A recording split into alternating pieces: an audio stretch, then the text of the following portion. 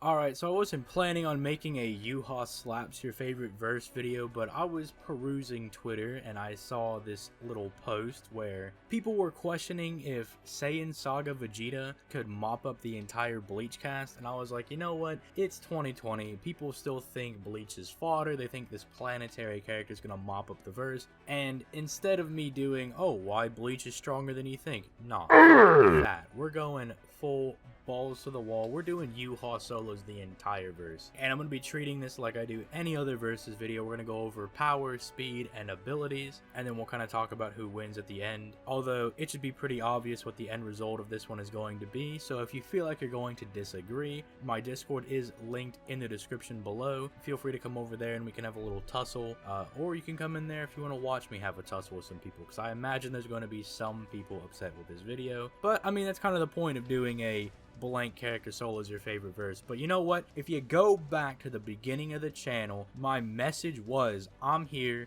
to rep Bleach. I'm here to be the savior, alright? I'm the hero of Bleach, alright? So I'm here to defend the verse, right? And talk about why Yhwach is about to splatter the entire Dragon Ball Z cast. Now, usually when I start talking about the power of Bleach, I start off with them being planetary, build up to solar system, multi-solar, then low multi-galaxy. But this is Yhwach, and we're going straight to universal Bleach. Now, Yhwach, as many people know, scales to being able to destroy all of the realms in Bleach. Not just the three main realms, but all of the connecting realms as well, which opens Yhwach up to being pretty much the strongest character in the verse. Now, there are two realms of note. The first is Mundo, which is stated to be endless on two occasions. The first comes from this little pamphlet describing Mundo, and the second comes from one of the data books describing Mundo. If it was coming from a character or it was said in some poetic sense, I would maybe write it off as being hyperbolic, but it's coming from two items that are strictly trying to give us information about Mundo. Like, a data book exists to only inform you of how things are. And the same thing goes for the pamphlet. The pamphlet's describing the events of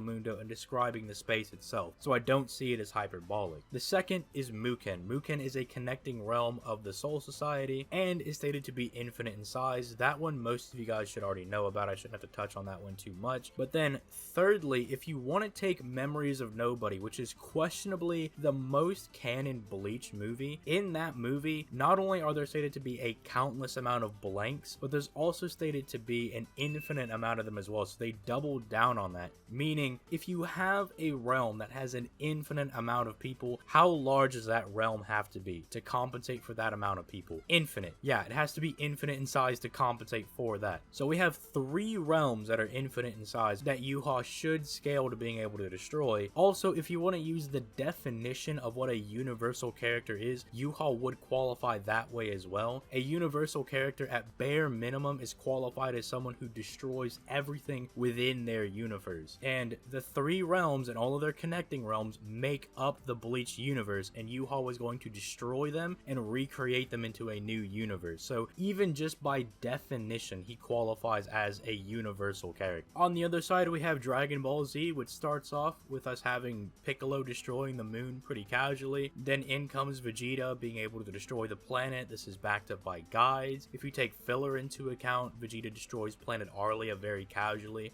as well as his father, King Vegeta, with the flick of a wrist destroying 3 planets, which actually was calced out to being Dwarf Star level, which is kind of funny because First Form Frieza destroying planet Vegeta is also calced at being Dwarf Star level. But then you fast forward over to the Cell Saga, and Cell says he has enough ki to destroy the entire solar system, and then we move on to the Buu Saga stuff, where things start to get a bit odd, because Kid Buu in particular, you either have him at multi-solar, like, and he's just really high into multi-solar. You have him at galaxy level because of that one scene where he destroys a galaxy. Multi-galaxy because you interpret the Kai's statement of him being a threat to the universe as him being able to destroy the universe over time. Or you take like the one statement where Goku says Kid Buu's gonna destroy the universe and you say that he's universal. Now really at the end of the day, it's not gonna matter where you pin Kid Buu at, but I personally would probably have him in the galaxy range. But I just want to make sure that I've mentioned that yes, there is a statement for him being able to destroy the universe by Goku, although it's kind of a gag scene. Goku's like, yeah, the universe will go poof. Like, he's kind of being very aloof with it, but then again, that is just Goku's character. Moving on to speed, this is actually going to be pretty simple because Yhwach just far outclasses all of Dragon Ball Z when it comes to speed, because we have a count that now shows how large the gap is between the Soul Society and the Soul Palace, and it ranges from like 1.5 solar systems to almost 12,000 solar systems.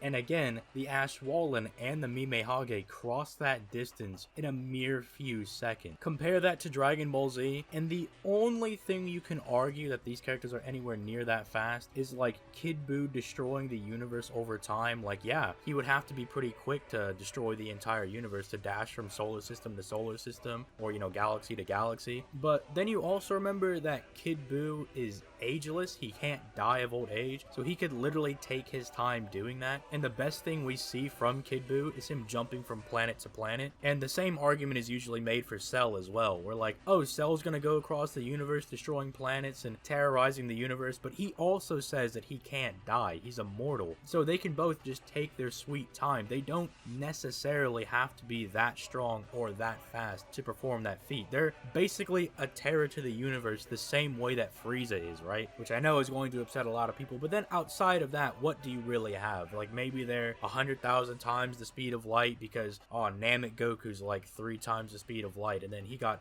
X amount stronger, then we stack Super Saiyan 3 on top of that. Whatever you give him is not going to be anywhere near as fast as Yhwach is going to be, crossing a potential 12,000 solar systems in a few seconds by a character that's far weaker than him. Then as for abilities, I don't even think Yhwach needs to use anything outside his normal abilities, that just being his standard Quincy abilities in the Almighty. Because with the Almighty, not only is he going to be able to see a potential nigh infinite amount of timelines, but he'll be able to hop between timeline to timeline. So even if he does, like, say, die, he can just hop to another timeline, revive himself. Let's say there's an ability that's really threatening to Yhwach, he might just destroy it, like he did with all Bankais in the future. In fact, I don't really see how they're going to be able to kill him, because any ability Yhwach sees cannot be used to kill him. And if he wants an ability in particular, like say he wants the Kamehameha to deal with Kid Buu or Cell's regeneration, he might just steal it with Sanct Altar, or he might just erase them from existence like he was going to do to the Soul Society and Ichigo. You see how this is kind of a bad matchup in Dragon Ball's favor, why it's not good to throw a lot of these characters that actually have abilities up against Dragon Ball Z. It's kind of like my Ichigo series, right? Where Ichigo does pretty well against characters that don't have any super nuts abilities. But as soon as you get a character with like a halfway decent ability, they start running into a pretty big wall. But that's really just my thoughts, right? Basically, Yhwach's way stronger than everyone in Z, way faster. His abilities far outclass anything that they're going to be able to throw at him, even with just his standard set of abilities. And if you want to tussle, my Discord is linked in the description. Again, if you want to watch the ongoing tussle that's sure to happen, then feel free to join the Discord as well. Unless nobody joins, unless everyone just hides in the comments and, you know, just doesn't feel like actually coming to have a debate with me. You know, we can be civil, right? We don't have to yell at each other, but if you come in there yelling, I'm gonna come in there swinging back, right? That's all I'm saying. I have a Twitter and a Twitch linked in the description as well. I'm gonna try to start streaming soon as well. People ask me all the time, hey, do you play BBS? Yes, I do play BBS. I'm just not very happy about it. But with all that being said, I'm gonna go ahead and get out of here. I might turn this into a series as a last note. I might do like Yhwach Solo's Your Favorite Verse as a series and start pitting him up against different series and kind of just talking about how he would slap everybody. But on that note, I'm actually gonna get out of here for real this time. You guys have yourselves a nice day. Peace. Late, guys.